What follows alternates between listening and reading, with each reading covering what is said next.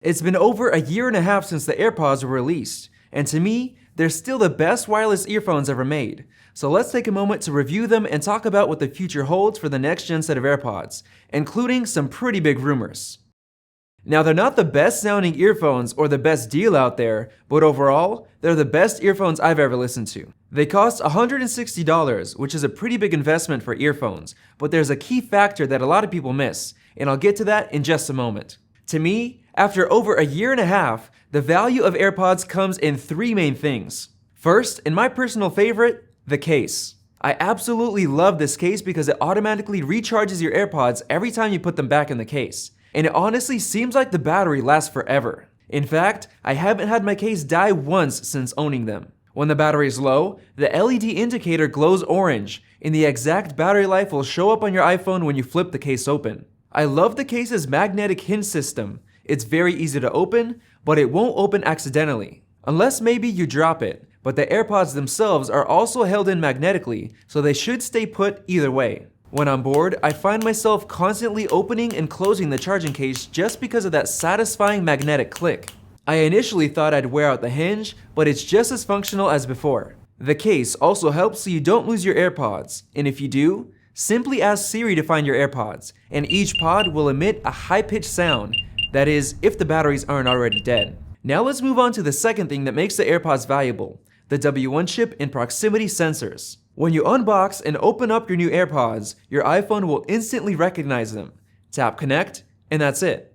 They'll also instantly get added to all the Apple devices that are associated with your Apple ID. So the next time you're on your Mac, they'll be ready to go. Just click connect. My only gripe is that sometimes it takes a bit longer to connect than I'd like it to, but it works fairly well overall. Each AirPod has two infrared proximity sensors that can detect when you take an AirPod out of your ear. And when you do, your music instantly pauses. And then when you put it back in your ear, the music starts playing again. My favorite part is that you can put one AirPod back in the case and the other AirPod will resume. When you grab the first one again and place it in your ear, it'll start playing as well. And this all works seamlessly without any pauses or sync issues. The W1 chip also helps manage battery life, which is why they last as long as they do.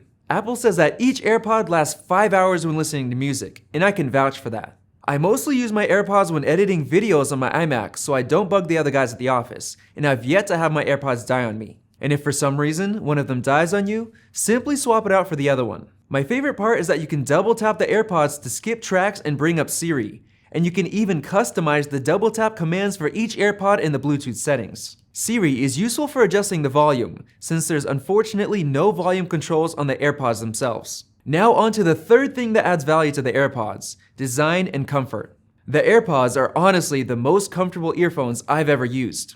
They're so lightweight and comfortable that you can even forget that they're in your ears. I used to use Apple's earbuds, and they were extremely annoying to use because they didn't conform to your ears and they would eventually start falling out thanks to the hanging wires. With the AirPods, they perfectly conform to each ear. They honestly stay in place all day no matter if you're jogging, working out, or doing a handstand like DED did in our initial review. Now I know you're gonna say that all wireless headphones are like this, but a lot of them wrap around your ear, which I personally don't like. And each AirPod has a built-in microphone, which by the way, do a great job at capturing your voice and blocking out background noise. So here's the key factor that a lot of people miss when they decide not to buy AirPods. When you do buy AirPods, they're for the long run. A lot of people choose cheaper ones instead, and they end up replacing them over and over again due to random issues or just wanting better earphones. Over the years, they could end up spending more than $160 anyways. And with all the extra features for users in the Apple ecosystem, you can never buy another set of earphones again,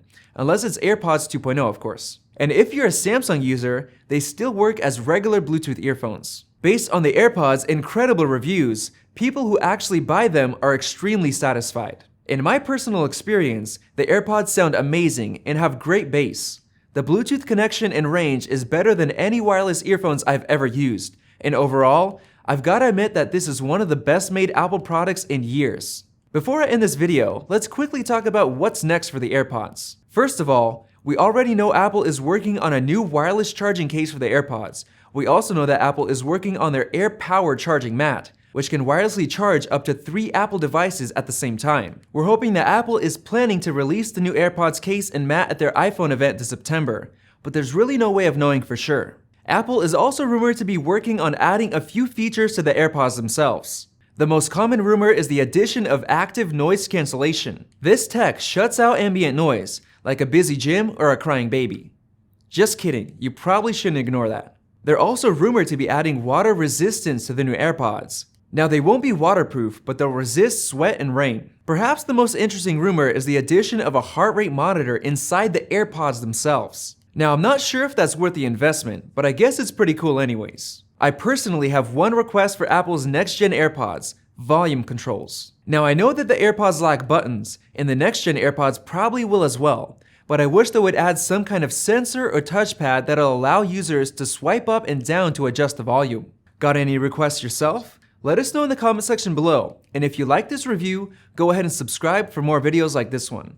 Thanks for watching, and we'll see you in the next one. If you enjoyed this video, like it and hit that subscribe button. Also, check out our price guide, which makes it extremely easy to find the best deals on Apple products, updated daily. Be sure to follow us on social media, and we'll see you in the next video.